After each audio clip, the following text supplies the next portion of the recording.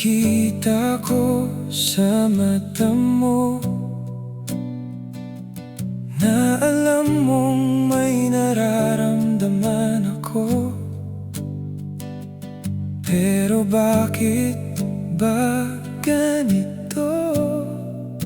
Hindi ko masabi kahit gustong gusto. May mga bagay akong pinipili na huwag mo nang saktan, huwag mo nang guluhin.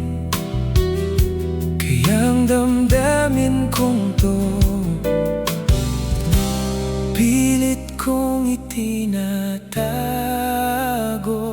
Alam mo naman, di ba? Kahit hindi ko sinasabi,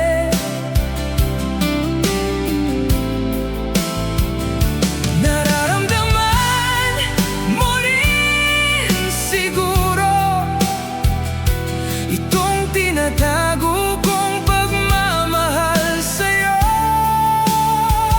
Pero may responsibilidad akong dapat panindigan. Kaya't sa ngayon, tahimik na lang muna ito.